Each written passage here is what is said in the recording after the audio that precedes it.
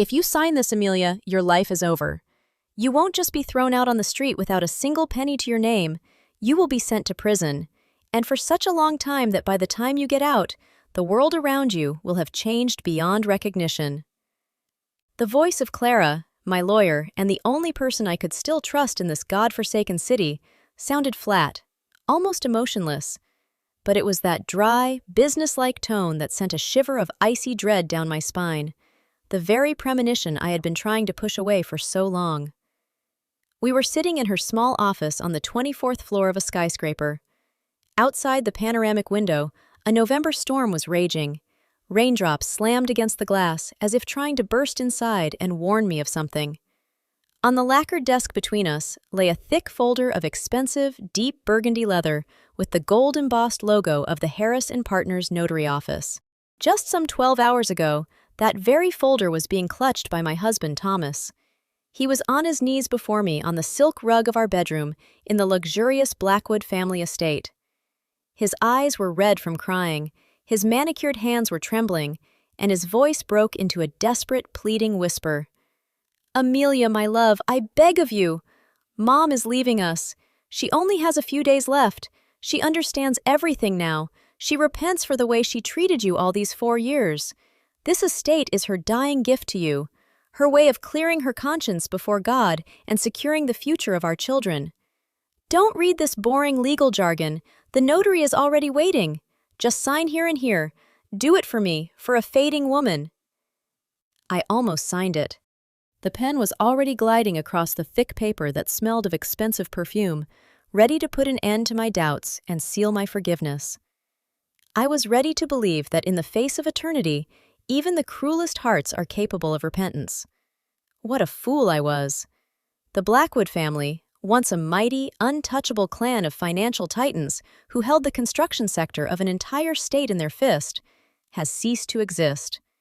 Their name is dragged through the mud, their accounts are frozen, their famous Oak Ridge estate is up for auction for debts, and those who only yesterday looked at me like dirt under their designer shoes are now getting used to gray prison jumpsuits. I destroyed them. Methodically, cold-bloodedly, step by step, using their own weapon against them, legal definitions and their boundless, blinding greed. But for you to understand how an ordinary girl, raised in a family of modest schoolteachers, was able to outplay and crush an entire empire of financial vultures, we need to rewind the tape. To the very day I made my biggest, as it seemed to me then, romantic mistake. Before meeting Thomas, my life was predictable, orderly, and very independent. I was born in a small town in the north of the country. My father taught history at a local school, and my mother taught literature. Our house was always piled high with books, and the main quality instilled in me since childhood was the ability to think critically. "Amelia," my father would often say, adjusting his glasses, "never look at the wrapper, look at the structure. In history, the bloodiest tyrants always wore the most beautiful togas." After university, I moved to the metropolis and threw myself headlong into marketing. By 26, I already held the position of lead analyst in a large international agency. I knew how to see the hidden motives of consumers, calculate risks 3 steps ahead, and identify falsehoods in the most aggressive advertising campaigns. I provided for myself, rented a cozy apartment in a good area, and took pride in the fact that I didn't ask anyone for a single penny. I met Thomas Blackwood at a charity gala organized by our agency for a major wildlife protection fund. He was one of the main sponsors. That evening I was tired, my feet were throbbing from stilettos, and I hid with a glass of mineral water in a distant niche behind artificial palm trees, just to be in silence. That's exactly where he found me. "Escaping the Vanity Fair?" a soft, velvet voice asked quietly. I looked up and saw a man of about 30, tall, fit, with perfect posture and incredibly deep, warm brown eyes, as they seemed to me then. He was wearing a classic tuxedo that fit as if tailored by the best tailors of Savile Row. But there was none of that arrogance in his face that usually distinguishes wealthy heirs. He smiled openly and a little sheepishly. "Trying to survive," I answered honestly. Target audience analysis shows that another 10 minutes of talking about 19th century art, and I will fall asleep right here." He laughed softly, and that laugh seemed to me the most genuine sound in this whole pretentious hall. We talked for 3 hours. Thomas didn't brag about his millions, didn't talk about private clubs and yachts. On the contrary, he enthusiastically questioned me about my work, about the behavioral psychology of clients, about how brands are created. He seemed to be a deep, well-read, and surprisingly sensitive person. Our date turned into a whirlwind romance. Thomas courted me beautifully and in an old-fashioned way. Instead of pretentious restaurants, he could invite me to a night picnic on the roof of an unfinished skyscraper that their company was building. Instead of fancy diamonds, he gave me rare antiquarian editions of books that I had been searching for unsuccessfully for years. He enveloped me in such care and attention that my professional vigilance, honed over the years, simply went to sleep. I fell in love. I fell in love madly, deciding that I had met my prince. A year after we met, during a trip to Paris, at the very top of the Eiffel Tower to the accompaniment of a street violinist, Thomas got down on one knee and handed me a ring with a family sapphire. "Amelia, you are the best thing that has ever happened to me," he said, his voice trembling noticeably. "My world is full of falsehood and calculation, but with you, I feel real. Become my wife." I cried with happiness and, of course, said yes. I believed that a long, happy life lay ahead of us, built on mutual respect and love. I had no idea that my prince was just a compliant puppet in the hands of a much more terrifying and calculating puppeteer, and that the real life of the Blackwoods had nothing to do with that glossy picture I had been so skillfully sold all this year. The first alarm bell rang when Thomas announced that it was time to meet his mother. "Amelia, you have to understand," he said, nervously spinning the wheel of his sports coupe as we sped out of town. "My mom, Eleanor, is a complicated woman. She took over the family business after my father's sudden death when I was only 10 years old. She had to become tough, even ruthless, to keep Blackwood Development afloat and force the business sharks to reckon with her. She is used to controlling everything, but don't pay attention to her sharpness. She is just protecting the family." When the car turned off the highway and drove down a long avenue lined with ancient oaks, my breath hitched. At the end of the avenue rose the Oak Ridge Estate. A huge, rather gloomy 3-story mansion made of dark brick, built in the Georgian style, looked monumental and ominous. It seemed to weigh down on the surrounding landscape with its grandeur. Tall, lancet windows reflected the cold gray sky, and the well-kept, perfectly manicured English lawn seemed like a lifeless, artificial carpet. Inside, the house resembled a museum. Heavy oak doors, black marble floors reflecting the crystal chandeliers like a mirror, family portraits in gilded frames, and a deafening, oppressive silence. It didn't smell of comfort here. It smelled of power and very big money. Eleanor Blackwood was waiting for us in the morning room by the fireplace. She was about 60, but she looked magnificent. A flawless, pearl-colored 2-piece suit, perfectly styled steel hair, not a single extra detail. But the most terrifying thing about her appearance was her eyes. Cold, transparent gray, like shards of ice. There was not a drop of human warmth in them. She didn't stand up when we entered. She only slowly lowered a cup of the finest porcelain onto the saucer. The sound of this impact in the ringing silence of the room seemed to me the click of a gun shutter. "Mom, this is Amelia, my fiancée," Thomas said proudly, but I noticed how his posture instantly changed. He seemed to shrink, turning from a confident man into a naughty schoolboy. Eleanor Blackwood didn't answer Thomas. She slowly, taking her time, cast a long, scanning gaze over me from head to toe. Her eyes lingered on my simple watch, on the leather shoes of a local brand, and on the dress bought at a regular mall before the trip.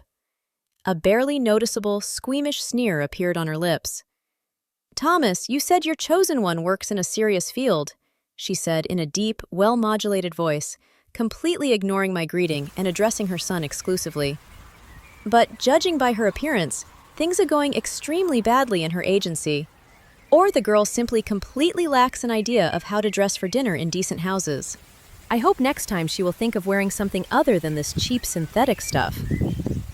I felt the blood rush to my cheeks, and anger boiled in my chest. My dress was made of natural viscose. It was elegant and high quality, but for Eleanor, everything that didn't cost like a used car was automatically equated with garbage. I opened my mouth to reply, but Thomas quickly, fearfully squeezed my elbow. "Mom is just joking, dear," he spoke quickly, ingratiatingly, looking into his mother's eyes. "She is old school. She values traditions. We are very glad to be here." Eleanor only smiled thinly and took a sip from her cup. "Sit down," she threw out, as if giving a command to dogs. "Let's see if this provincial girl at least knows how to hold a knife and fork correctly." That dinner became my first circle of hell. Eleanor methodically, with surgical precision, dealt me blows all evening.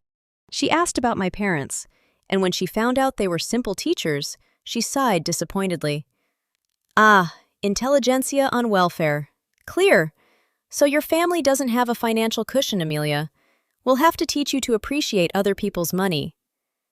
She criticized my way of speaking, my posture, my career achievements, calling my work meaningless fuss around other people's brands.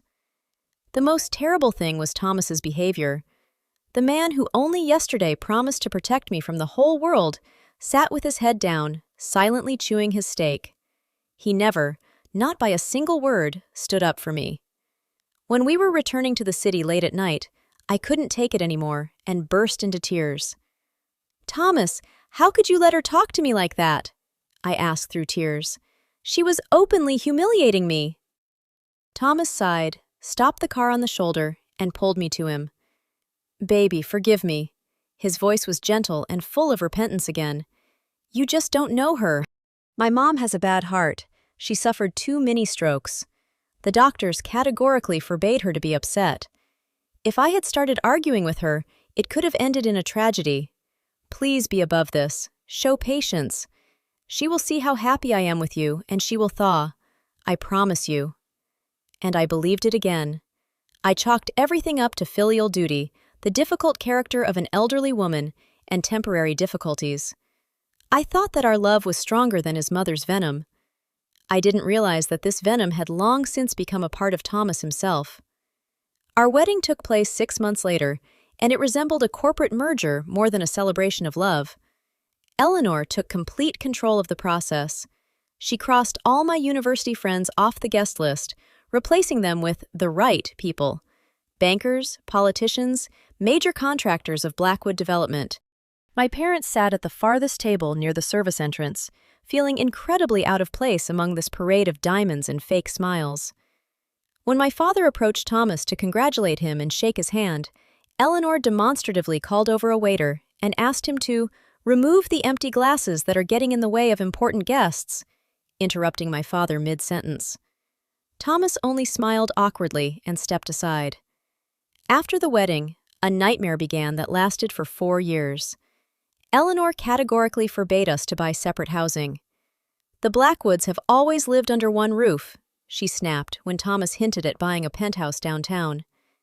"As long as I am alive, the family will be here, in Oak Ridge.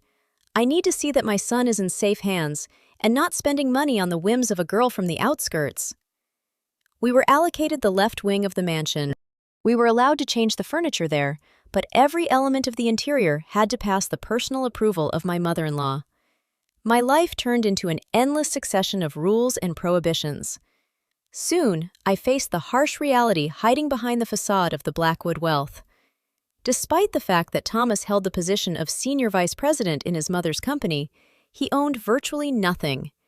Absolutely all assets, bank accounts, real estate, the fleet of cars, land plots, and even shares of Blackwood Development itself, were registered personally to Eleanor Blackwood or to her private family trusts, where she was the sole trustee. Thomas received a fixed salary, which his mommy could cut or freeze at any moment as a punishment for bad behavior or wrong decisions. We lived in luxury, but it was luxury on loan. We were allowed to use the benefits, but at any moment we could be deprived of everything.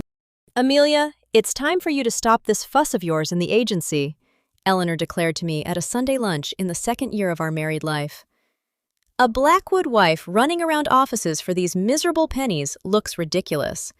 Your only responsibility is to ensure peace for my son and prepare for the birth of heirs. Although, frankly, given your background, I highly doubt the quality of your genetics. I hope the children will have Thomas's eyes and my character, and not the ambitions of your destitute ancestors. My parents are honest people, Eleanor, I answered firmly, putting down my utensils. And my work is not a fuss. I earn enough not to ask you for money for tights. Eleanor only laughed softly, ominously. Your money, girl, is dust. In this world, only legal structures and influence matter, and you have nothing but your pride. Thomas, quiet your wife. I'm starting to get a headache. And Thomas quieted me. Amelia, please quit. He begged me that evening in our bedroom. Mom is right. Your lateness at work only irritates her. She threatens to block the funding for our new construction project in the Southern Quarter if we don't bring order to the family. My career depends on her mood. Is it really so hard for you to give in for the sake of our future? I gave in, and that was my most fatal mistake. I resigned from the agency, cutting off my path to financial independence. I found myself locked in the gilded cage of Oak Ridge, turning into a shadow of myself. My days dragged on in a gray blur, supervising servants, coordinating the menu with the chef, which Eleanor still regularly criticized, rare public appearances as Thomas's charming accessory. I watched my husband change. Gradually, from a sensitive, attentive guy, he turned into a copy of his mother. He became capricious, irritable, and began to allow himself a contemptuous tone when communicating with me. If I complained of boredom or loneliness, he brushed it off. You live in a $12 million house, wear silk, lack nothing. What else do you need, Amelia? Stop giving me a hard time. I already have a bunch of problems at the sites. I endured. I thought it was a temporary crisis, that when Eleanor stepped down from affairs, and her health was getting worse, Thomas would breathe a sigh of relief, and we would leave this place. I continued to love that guy from the charity gala, not realizing that that guy never existed. It was just a mask created to lure a suitable, obedient fool into this gilded vault. Everything changed in the early autumn. Eleanor Blackwood collapsed right during an important board meeting attended by major foreign investors. She was urgently hospitalized in a private VIP clinic. Thomas disappeared there for 3 days. When he returned to Oak Ridge, he looked like a ghost. He walked into our living room without taking off his coat, sank heavily into an armchair, and covered his face with his hands. His shoulders shook slightly. Thomas, what happened? I ran to him, kneeling down and wrapping my arms around his knees. What did the doctor say? It's the end, Amelia, he uttered hollowly, lifting eyes full of tears to me. Stage 4. An aggressive form of sarcoma, metastases everywhere. The doctors give her a maximum of 3, maybe 4 months. Nothing can be done, only palliative care and strong painkillers. She refused to stay in the ward. She said she wants to die in her own home. Tomorrow, they will bring her here. At that moment, a complex conglomerate of feelings stirred inside me. I didn't love Eleanor. She had done everything to turn my life into hell. But I was human. Seeing the once all-powerful Iron Lady turn into a helpless victim of a terminal illness was terrifying. Pity flooded my heart, squeezing out old grievances. The next 2 months turned the estate into a private hospital. Nurses in white coats walked noiselessly through the corridors. IV drips, oxygen tanks stood everywhere. It smelled of medicine and that specific, stifling dampness that always heralds a person's imminent departure. Thomas was on the verge of a nervous breakdown. He abandoned the company's affairs, practically didn't sleep, spending all nights at his mother's bedside. I dragged this whole domestic hell on myself as best I could. I communicated with the doctors myself, monitored the schedule for taking narcotic analgesics, and made sure that perfect silence was maintained in the house. In this dark period, it seemed to me that Thomas and I became close again. He often cried on my shoulder, whispering, "Thank you, Amelia. Without you, I would have gone crazy. You are my only support." I believed that the shared grief would cleanse our family of the filth of past years. And then, on one of the bleak November evenings, what forever divided my life into before and after happened. It was about midnight. A storm was raging outside, the wind violently hurling oak branches against the bedroom windows. I was sitting in an armchair with a book, waiting for my husband. The door creaked softly, and Thomas walked into the room. He looked exhausted. Deep, dark shadows lay under his eyes, but a strange, feverish excitement could be clearly read in his gaze. In his hands, he held that very burgundy leather folder with the gold-embossed Harris and Partners. He approached me with a slow, solemn step, got down on his knees right in front of my chair, and took my palms in his. His hands were icy and wet with sweat. "Amelia, my love," his voice broke into a rasp. Tears flashed in his eyes. "Just now, Mom and I had a very long, very difficult conversation. She is in a clear consciousness now, the pain has receded a bit, and she cried a lot, Amelia." I raised an eyebrow in surprise. Imagining a crying Eleanor Blackwood was beyond my human strength. "She was talking about you," Thomas continued, looking into my eyes devotedly and tenderly, squeezing my fingers. "She said she made a terrible, irreparable mistake.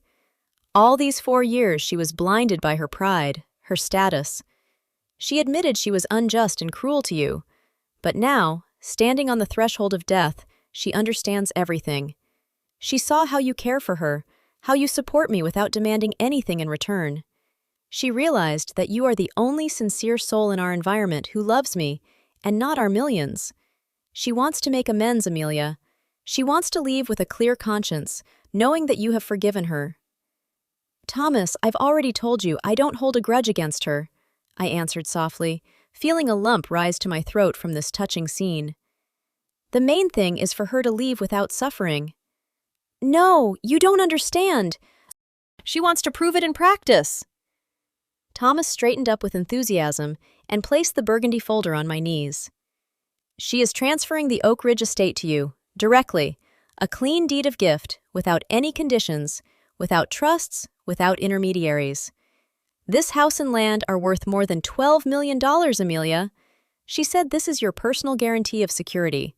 So that you know, after her departure, you will remain the full mistress of this world, and no one, not a single distant relative, not a single cousin, will dare to squeak in your direction.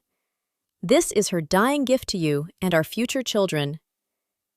I was speechless. My mind refused to process the information.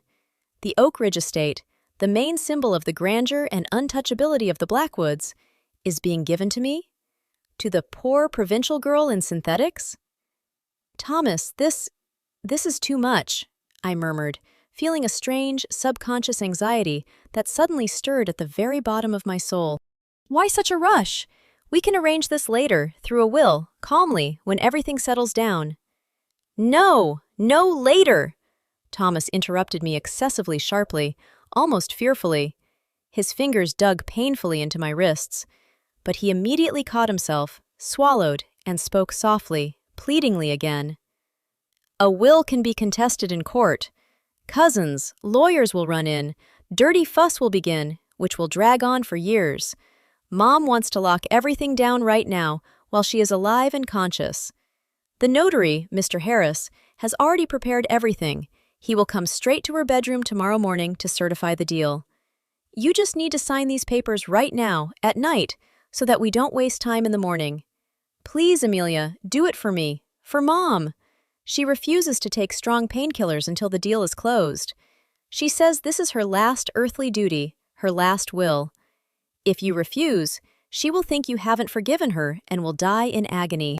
He pulled an expensive fountain pen out of his pocket and thrust it into my fingers. His breathing was frequent, uneven.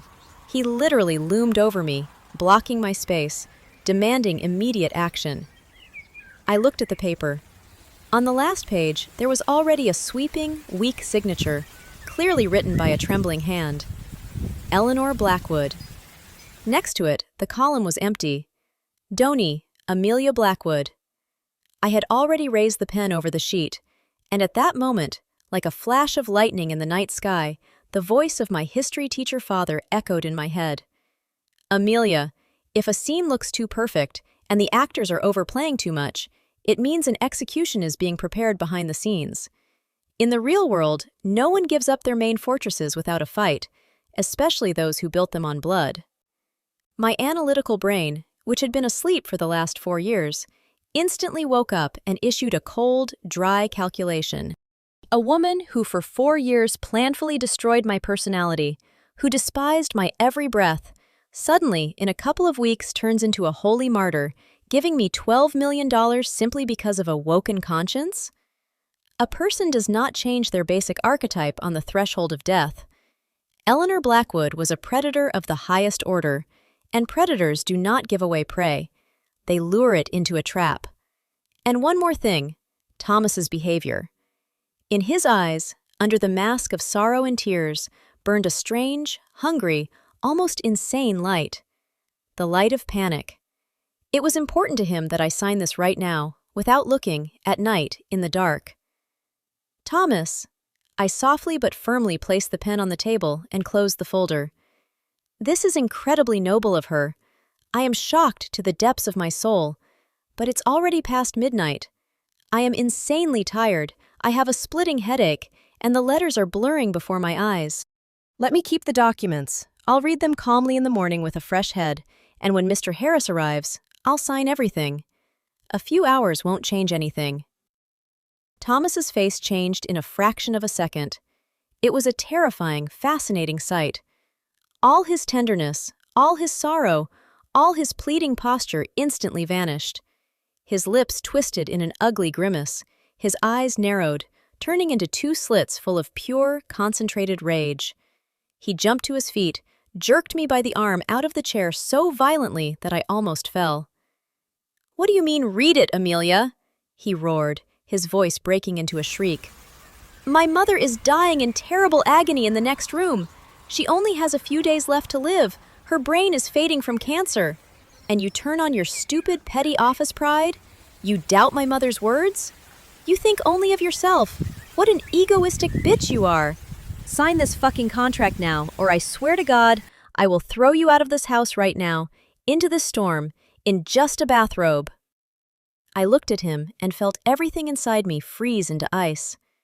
Fear disappeared. In its place came a clear, lucid understanding. An enemy was standing before me. The man who had just begged me for love was ready to destroy me for a second of disobedience.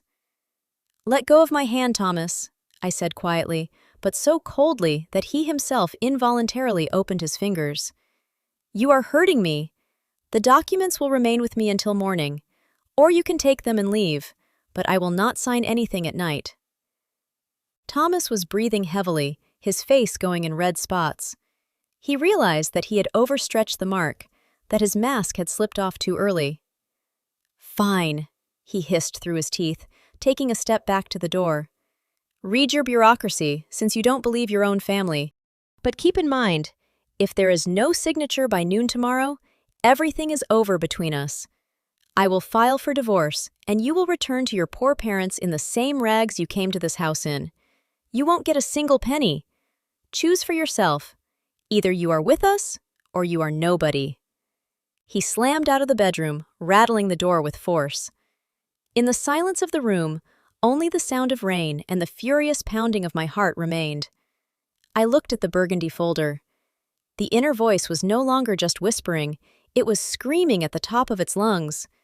"There is poison in there, Amelia. Deadly poison." I didn't sleep all night.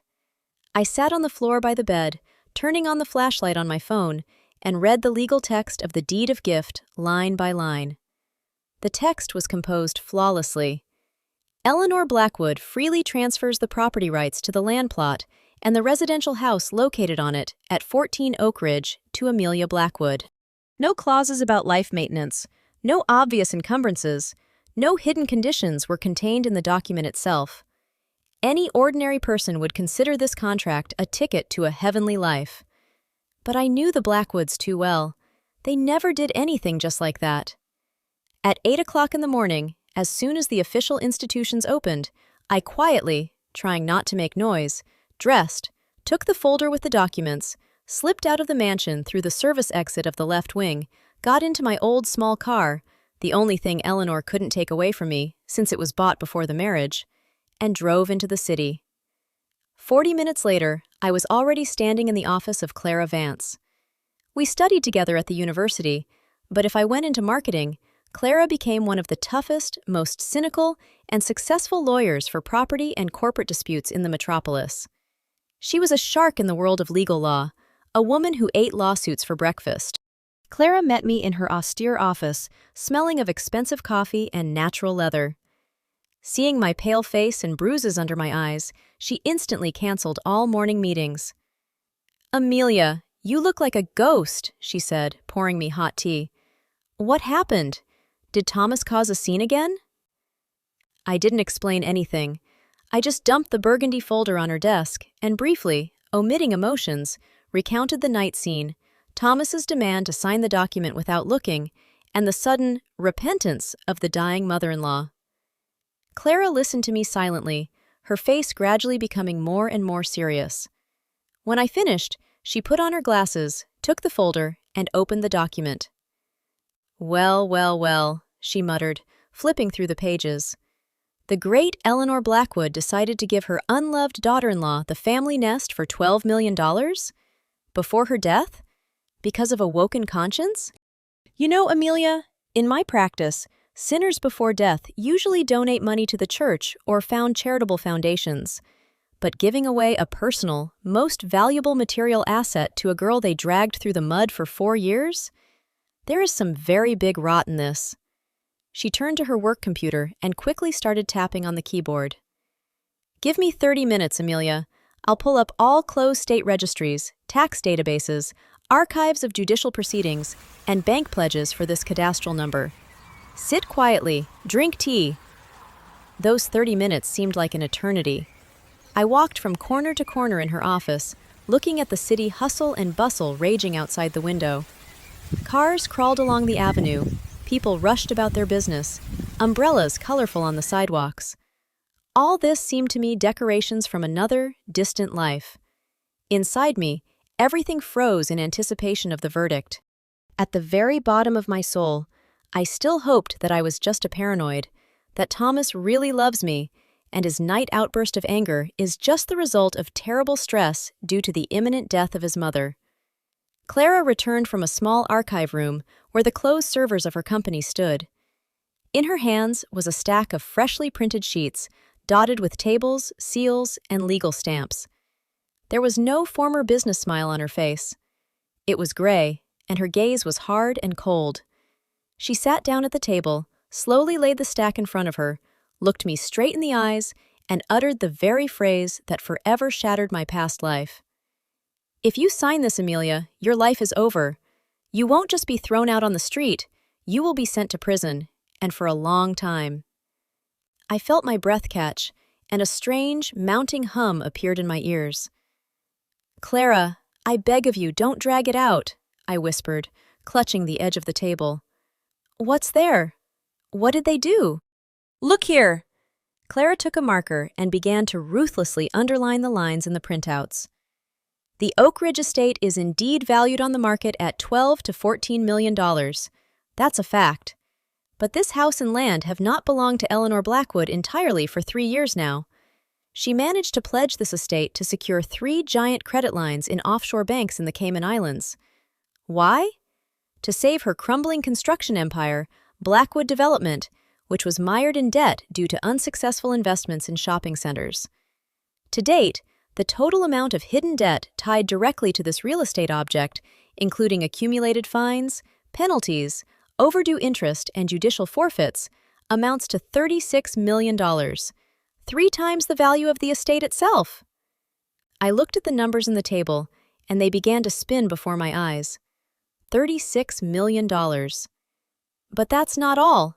Clara turned the page, her voice hammering the words like hammer blows. A year and a half ago, Eleanor carried out a large-scale illegal reconstruction of Oak Ridge. They completely rebuilt the right wing, demolished internal load-bearing structures, deepened the basements for commercial construction materials warehouses, violating all possible ecological, architectural, and technical standards of the city. The city construction department discovered this 6 months ago. The building is in a semi-emergency state. The foundation has cracked. A closed lawsuit has been filed against Eleanor and the company by the district administration. There is a requirement for the immediate demolition of all illegal structures and restoration of the landscape at the expense of the owner. That's about another $5 million in costs. And most importantly, the state prosecutor's office has opened a criminal case on the fact of falsification of construction permits and bribery of inspectors. The case is not public yet. They are gathering evidence, but the warrant to hold the owner accountable is already prepared. "But I don't understand." My voice broke into a squeak. "What does it have to do with me? These are the debts of Eleanor's company. It's her criminal case. What do I have to do with it?" Clara looked at me with a mixture of horror and deep compassion. She leaned forward and spoke more quietly, separating each word. "There is one very specific, dirty loophole in the legislation of our state regarding deeds of gift of real estate to individuals, Amelia. Her lawyers used it flawlessly. In the text of the contract that was slipped to you, it is written that you accept the object in its current legal and technical condition. As soon as you put your signature under this contract and the property right is registered in your name, a so-called automatic cession of obligations occurs. You, as an individual, voluntarily and completely assume all associated debts, pledges, fines, and lawsuits that are tied to this specific real estate object.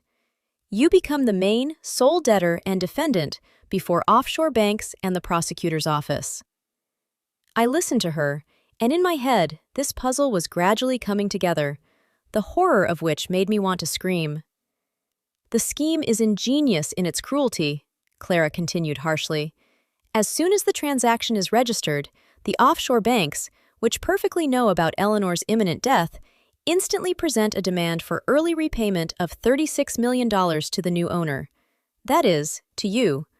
You don't have that kind of money. The banks take the house, sell it from auction for a song, for example, for $8 million. The remaining debt of $28 million hangs on you personally. You cannot declare yourself bankrupt because debts arising as a result of criminal offenses and intentional economic machinations, and falsification of permits and a hidden pledge go precisely under this article, according to the law of our state, are not subject to discharge in bankruptcy. The prosecutor's office automatically transfers the charge to you as the current owner who covered the machinations of the old owners. You become the scapegoat. Eleanor is clean. She got rid of the toxic, deadly asset before her death, clearing the company's balance sheet. Thomas is clean. He is not legally involved at all. He is just a grieving son.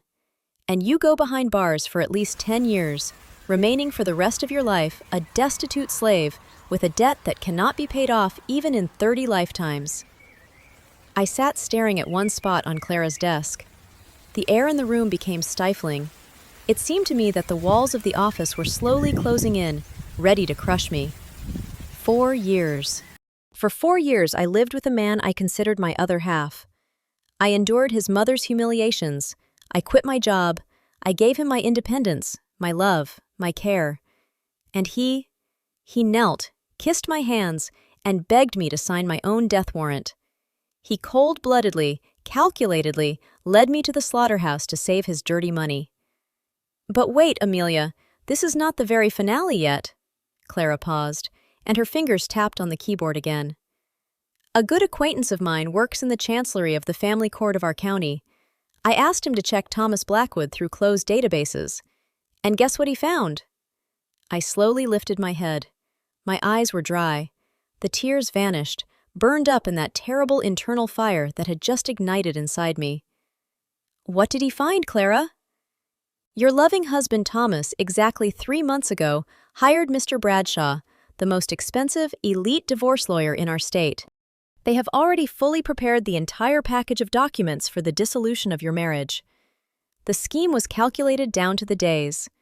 You sign the deed of gift. The property right passes to you. You assume $36 million in debt and the criminal investigation of the prosecutor's office.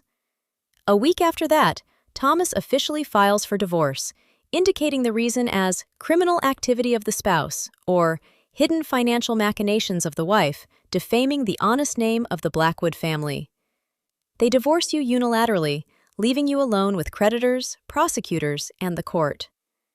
Eleanor dies peacefully in her bed, knowing that she saved the family business from collapse, transferring the entire deadly blow to the poor provincial girl. And Thomas remains a clean, wealthy, free heir, delivered from the company's debts and from a tiresome, portionless wife. They planned this together, Amelia, mother and son.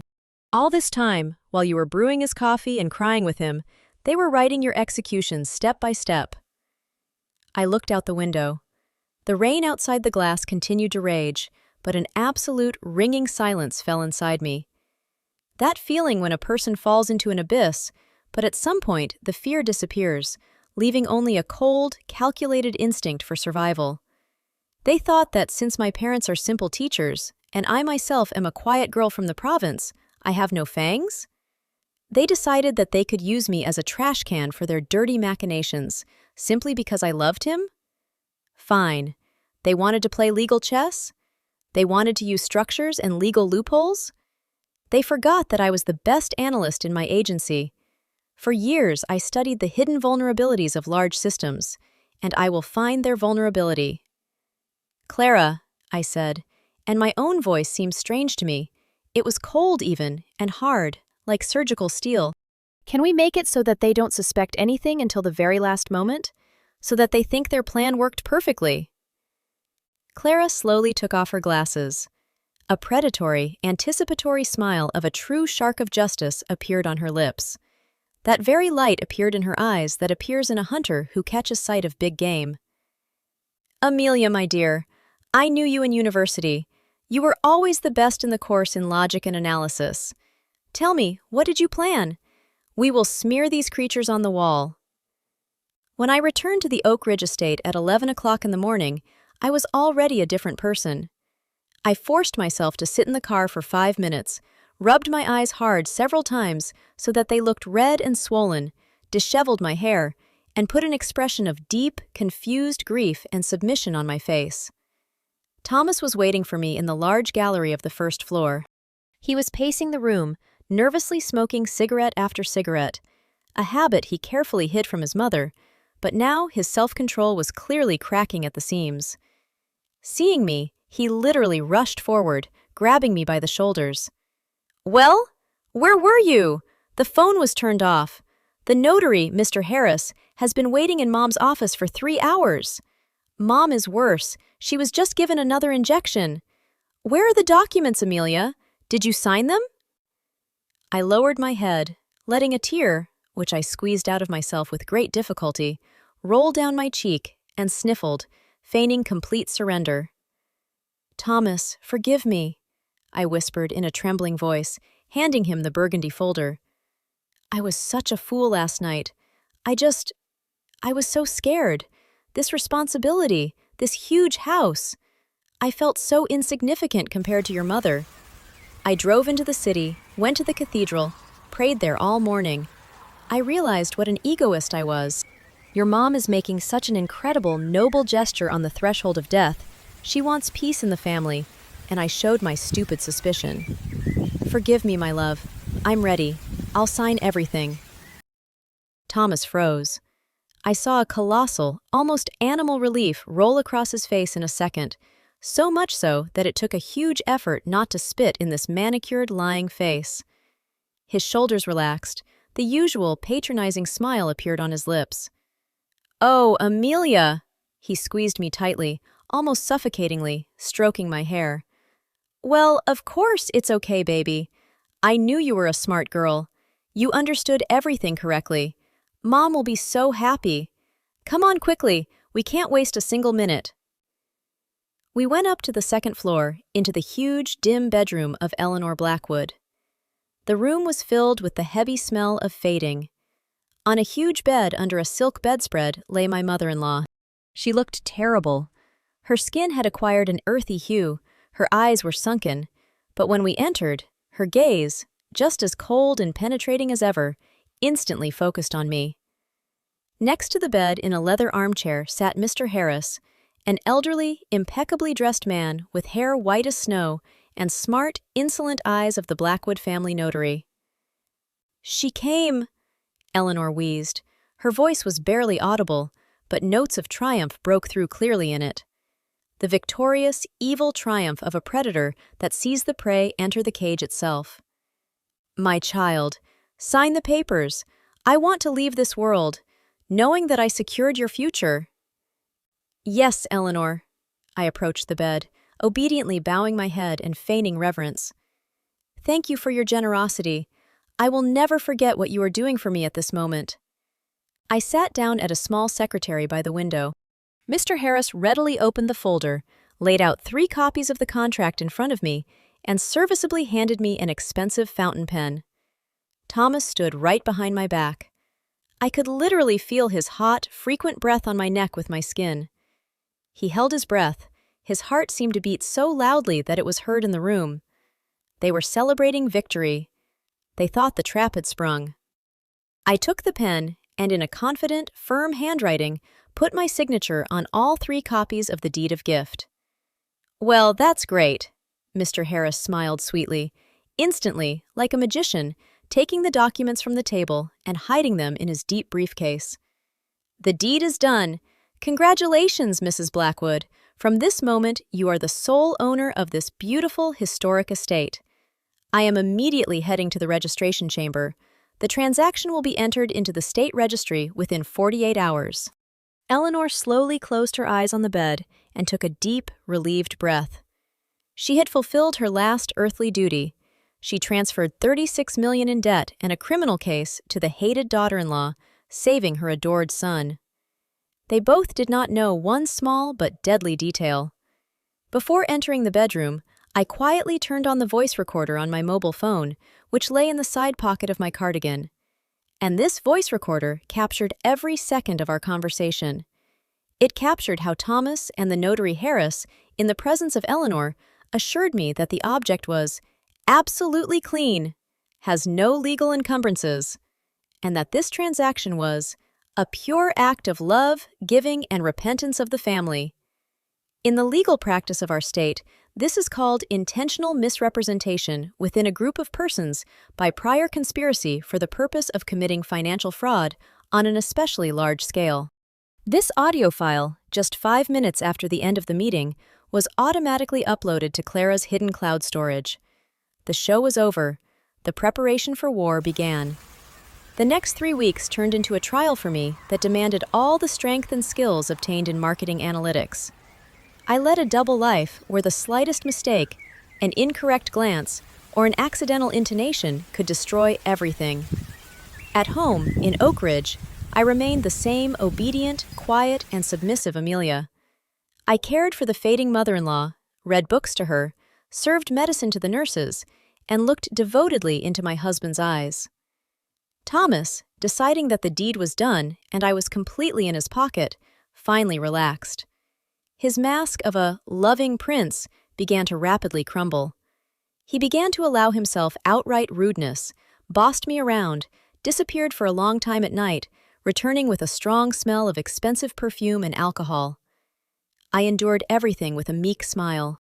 Every time I wanted to launch a crystal vase at him, I closed my eyes and mentally repeated, "Coolness, Amelia. Your time will come. Let them think they won." In fact, while Thomas was celebrating his imminent release from marriage and debt in elite clubs, I worked like a dog. As the official owner of the estate, I received a legal, unrestricted access to all internal documents of the mansion, utility bills, contracts with contractors, and, most importantly, to Eleanor's personal safe, which was in her home office. I had peeked at the safe code a year ago when she made me bring her documents, but never dared to use it. Now the time had come. Every day, when Thomas left for the office and the nurses were busy with my mother-in-law, I locked myself in the office. I methodically, sheet after sheet, scanned and photographed the contents of the safe. And what I found there exceeded all Clara's expectations. There lay not just second copies of contracts with offshore banks of the Cayman Islands. There was stored personal, closed correspondence of Eleanor Blackwood with high-ranking officials from the architectural and construction supervision of the state. From these letters, it followed in black and white that Blackwood Development for 5 years paid giant bribes to hide the emergency condition of several large residential complexes built by them in the Southern District. The Oak Ridge estate was used as collateral, but the real money was withdrawn from the company through fictitious contracts to front companies registered personally to Thomas Blackwood. My dear husband turned out to be not just a puppet, he was an active accomplice. He personally signed the financial reports of the company, which testified to the intentional bankruptcy of Blackwood Development. They planned to declare the company bankrupt immediately after Eleanor's death, writing off all debts, and the legal millions already lay in Thomas's private personal accounts in Switzerland and Liechtenstein. Thomas made one stupid, fatal mistake characteristic of all arrogant rich men. He logged into his secret Swiss crypto wallets and bank accounts from the home computer in the Oak Ridge office, naively believing that his stupid humanities wife would never understand computer technology. But I was a marketing analyst who worked with large arrays of data. With Clara's help, I installed a hidden keylogger on this computer, which recorded all his passwords, account numbers, transactions, and paths for withdrawing money stolen from investors. All this colossal, explosive database, correspondence, bank statements, copies of contracts, audio recordings of my conversations with Thomas, where he assured me of the absence of debts, was sent daily, in portions, to the closed servers of Clara's law firm. By the end of the 3rd week of our investigation, we had compromise in our hands capable of destroying not just the Blackwood family, but causing a grand tectonic shift in the entire construction business of the state. "Well, Amelia," Clara said when we met in her office one evening. She closed the last file with Thomas's asset withdrawal schemes and looked at me victoriously. "We have gathered absolutely everything. The Internal Revenue Service, IRS, the Department of Justice, and the Federal Securities Commission will simply weep with delight when they see this gift. There is material here for several life sentences for Thomas and his notary. The deed of gift will be declared null and void in the very first seconds, as it was originally an instrument for committing a crime. Are you ready to pull the trigger?" I looked at my hands. They were no longer shaking. Not a drop of fear remained inside me, not a single thread connecting me to the man I once loved. "Yes, Clara, let's start this show." We chose the perfect day, Thursday, the end of the month. Eleanor Blackwood was already practically unconscious. The doctors put her into a state of deep medical sedation. Thomas scheduled an emergency board meeting of Blackwood Development at 11 a.m. in their main office downtown. At this meeting, he planned to officially launch the company's technical bankruptcy procedure, write off all debts to toxic assets, including the estate registered to me, and declare himself the sole successor of the business. I woke up at 6 a.m. Quietly, without extra noise, I packed my things. Only what belonged to me before the marriage. My old books, a few favorite dresses, documents, and keepsakes from my parents. I didn't take a single diamond from the mansion, not a single branded bag or fur coat bought with Blackwood money. I was disgusted even to touch this dirty gold. I loaded the boxes into the trunk of my small car and left Oak Ridge forever. At 9 a.m., Clara Vance officially, through a special secure portal, sent the document package to 3 agencies simultaneously: the State Internal Revenue Service, the Department of Justice, and the Federal Prosecutor's Office. This was not just a statement from an aggrieved wife. It was a professional, perfectly structured dossier backed up by ironclad evidence, digital footprints, audio recordings, and bank statements. At 11:15, I arrived at the main office of Blackwood Development, a huge tower of glass and concrete. I walked through the corridors of the company, where employees whispered fearfully. Rumors of the imminent collapse of the empire were already circulating wildly among the staff. I went up to the top floor, approached the massive doors of the main conference hall, and pushed them open without knocking. A tense silence stood inside. 12 people sat at a long mahogany table: board members, major investors, and 6 highly paid company lawyers. At the head of the table, in a flawless suit, with his hair combed back and an expression of absolute triumph on his face, sat my husband, Thomas Blackwood. In front of him lay the draft bankruptcy statement. Seeing me, he frowned, his face twisting with irritation. "Amelia, what are you doing here?" he asked sharply, rising slightly. "I told you clearly this morning. I have a critical meeting on asset restructuring. Go home, take care of Mom, don't interfere with work." "This meeting is over, Thomas," I said calmly, loudly, walking across the whole hall. My voice sounded surprisingly even. There was not a shadow of former submission in it. I approached the table and laid a thick white folder, which I brought with me, right in front of him. "What kind of nonsense is this?" Thomas irritatedly jerked his shoulder and opened the folder. I watched as in a second his manicured, tanned face became deathly pale, acquiring the shade of wet asphalt. His eyes went round, his lips trembled. On the first page of the folder, in large, bold type, it was written, "Lawsuit for dissolution of marriage, recognition of the deed of gift as invalid due to intentional fraud, concealment of collateral obligations, and recovery of personal compensation." Attached to the lawsuit was an official copy of a state court order for the immediate freezing of all Thomas Blackwood's personal accounts, including his secret accounts in Switzerland and Liechtenstein. What is this?" Thomas jumped from his chair, knocking over a cup of coffee. The dark liquid began to spread slowly across the white sheets of documents. "Amelia, have you lost your mind? What fraud? You signed the deed of gift yourself, voluntarily, before a notary. Board members, lawyers, don't listen to this madwoman. She needs to be escorted out." "Your lawyers won't help you anymore, Thomas." I looked down at him, feeling an incredible, almost physical sensation of a huge, pressing, multi-year boulder falling from my shoulders. "Yes, I signed the contract, but before that, I recorded all your lying words and your notary's assurances on a voice recorder. And I also conducted a full audit of your company and your personal computer. All your hidden debts of $36 million, your bribes to inspectors for hiding cracks in the foundation of Oak Ridge, your fictitious contracts, and, most importantly, your attempts to hide money from creditors in secret offshore accounts.